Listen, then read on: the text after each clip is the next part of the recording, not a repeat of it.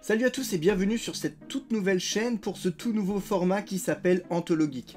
Anthologeek, c'est quoi? C'est votre humble serviteur qui passe un peu en revue les objets collector ou non, hein, ça peut dépendre, mais en tout cas des objets qui font vibrer ma fibre geek. Et donc, quoi de mieux pour les personnes qui me connaissent que de démarrer par du Spider-Man? Et pour démarrer par du Spider-Man, je vais démarrer par ma toute dernière acquisition. C'est la figurine de chez Hot Toys Sideshow, le Spider-Man en pyjama, le tout premier costume de Peter Parker dans le MCU. Assez tergiversé, on va tout de suite ouvrir la bête et on va voir de quoi il en retourne. Donc magnifique boîte avec des dominantes de bleu et de rouge, c'est normal vu le super-héros, avec la tête de Mysterio, le globe avec un petit effet lenticulaire et ce super batwork de Spider-Man à l'intérieur. Donc vraiment excellente boîte. Donc en retirant la protection, on peut remarquer que c'est une boîte, comme on dit, une boîte un peu vitrine, puisque quand on l'ouvre, on voit tout ce qu'il y a dedans. Et oui, c'est l'avantage de la vitrine, c'est qu'on peut ouvrir et directement voir ce qu'il y a à l'intérieur. Voilà. Allez, vire-moi ce carton. On va regarder un peu plus en détail au niveau de la figurine et des accessoires qui sont prévus avec. Donc, il y a des morceaux de plastique qui sont prévus pour faire un peu l'effet illusion, pour les claquer au niveau du drone et les différentes petites mains. Les effets plastiques du drone, je ne les ai pas placés parce que c'est assez gros. Voilà la magnifique figurine accompagnée du drone, toujours extrêmement bien emballé comme d'habitude. Les différentes toiles d'araignée qu'on va pouvoir utiliser pour les mettre en exposition.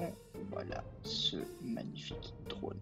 Comme je vais le dire un peu plus tard, magnifique souci du détail, il fait son petit poids, donc franchement grosse qualité de la part de Sideshow à ce niveau-là. Voilà, donc tu prends la figurine, voilà, je fais toujours très attention quand je les déballe la première fois, c'est un truc affolant, les petits plastiques qui protègent bien les petites mimines, les petites pattes, et donc là on peut apercevoir un peu en gros plan le côté tissu, le tissu vraiment d'excellente qualité au niveau de la figurine, et la zipette que je vais pas tarder d'essayer de l'ouvrir parce que voilà, c'est comme ça que je suis. La star du coffret, forcément, c'est cette figurine, c'est ce Spider-Man dans son costume, dans son tout beau costume.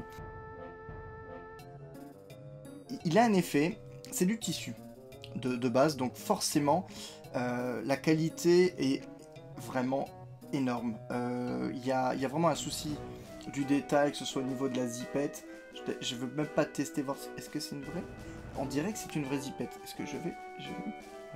Ça s'ouvre, c'est une vraie zipette, ça s'ouvre, truc de fou quoi. Le souci du détail est vraiment très présent, que ce soit en termes déjà de possibilité de mouvement. C'est du tissu, donc on sait qu'on ne va pas l'abîmer, hein. Hop, petit capuche, on va la retirer. Voilà, c'est du Spider-Man comme on l'aime, donc il est souple, il est complètement articulé. On peut vraiment lui faire les gestes les plus acrobatiques du monde sans problème. Voilà, il part dans tous les sens, c'est ça qui est génial. Par rapport à d'autres figurines où les costumes sont dans des matières en cuir ou alors très spécifiques, on a toujours un peu peur de marquer. Bon, forcément ça ne peut qu'arriver avec le temps, mais là comme c'est du tissu, oui, voilà, fatalement on a un peu moins peur de jouer avec, on a un peu moins peur de le mettre dans des conditions je te remets la main comme il faut mon pauvre gars, sinon ça va pas aller. On a un peu moins peur de le mettre dans des conditions extrêmes et franchement il claque, et franchement une figurine de grande qualité. J'avais pas vu le premier modèle, hein, donc je n'ai pas à faire de comparatif, mais en tout cas de ma connaissance au niveau des films, hein, que ce soit pour Homecoming ou Far From Home, on a vraiment une figurine qui est réellement très proche de sa représentation ciné. Sympa parce que c'est pour ça qu'on l'achète quand même, hein. C'est pour cette figurine à la base. Le petit socle Spider-Man Far From Home, alors très sympa, le socle un peu plus large que les socles Infinity War, mais ça vous le verrez dans les prochaines vidéos. Voilà, en tout cas avec le nom Spider-Man Homemade Suit.